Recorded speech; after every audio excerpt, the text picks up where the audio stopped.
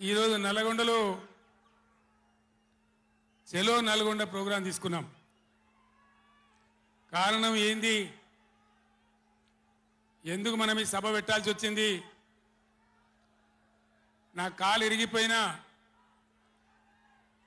కుంటి నడకతోనో కట్టెబట్టుకోనో ఇంత ఆయాసంతో నేను ఎందుకు రావాల్సి వచ్చింది? ఈ విషయం దయచేసి హరీశ్వర్ ఆగడా ఆగరాదా? రాజేశ్వర రెడ్డి చెప్పచ్చు కదా ఒకసారి, వాళ్ళకి ఏంది అది సౌండ్ కింద చేస్తున్నాడు.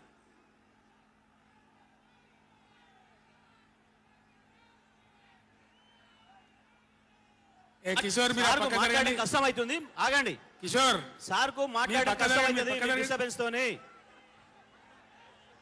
బాలమల్లు మీరు పక్క జరగండి, ఆగండి. మీరు జరగండి అందరు ఇక కామ్ ఉండండి ఇక ఓ ఇటున్నారు అందరు.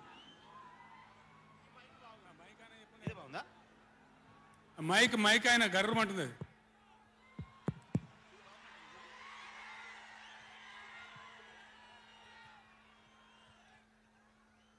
ఇవాళ ఈ చెలో నల్గొండ కార్యక్రమం మనం ఎందుకు తీసుకోవాల్సి వచ్చింది? కొందరికి ఏమో ఇది రాజకీయం. ఇలా మనం పెట్టింది ఉద్యమ సభ, పోరాట సభ. ఇది రాజకీయ సభ కానే కాదు. కృష్ణా నదిలో మన జలాలు అనేది, కృష్ణా నీళ్ళ మీద మన హక్కు అనేది మనందరి బతుకులకు జీవన మరణ సమస్య, సావో రేవో తేల్చే సమస్య. ఈ మాట తెలంగాణలో పక్షిలాగా తిరుక్కుంటా నేను చెప్పబట్టి, ఎవడా మైక్, అది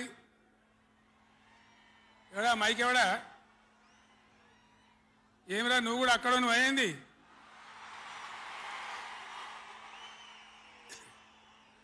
రాజేశ్వర రెడ్డి చూడొచ్చు కదా, మనం ఏం చేయకమని అంతే జాలిగా. బాగానే ఉందా, ఏం చేయకమను.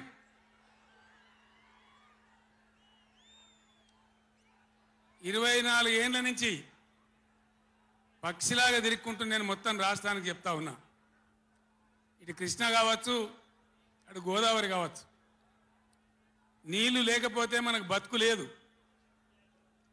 ఆ ఉన్న నీళ్ళు కూడా సరిగా లేకపోతే బతుకులు వంగిపోయినాయి. ఇదే నల్గొండలో 150,000 మంది మునుగోడు, దేవరకొండ, ఇతర ప్రాంతాల బిడ్డలై ఫ్లోరైడ్తో నడుములు వంగిపోయినాయి. చివరికి ఈ జిల్లాలో ఉద్యమకారులందరూ కలిసి ఆ ఫ్లోరైడ్ ఎఫెక్ట్ అనే బిడ్డలను తీసుకుపోయి ప్రధానమంత్రి టేబుల్ మీద పండబెట్టి, అయ్యా మా బతికిదంటే కూడా ఎవడు పట్టించుకునే వాళ్ళు లేడు. ఆనాడు పార్టీలు లేవా, ఎమ్మెల్యేలు లేరా, మంత్రులు లేరా, ఎవడు పట్టించుకోలే.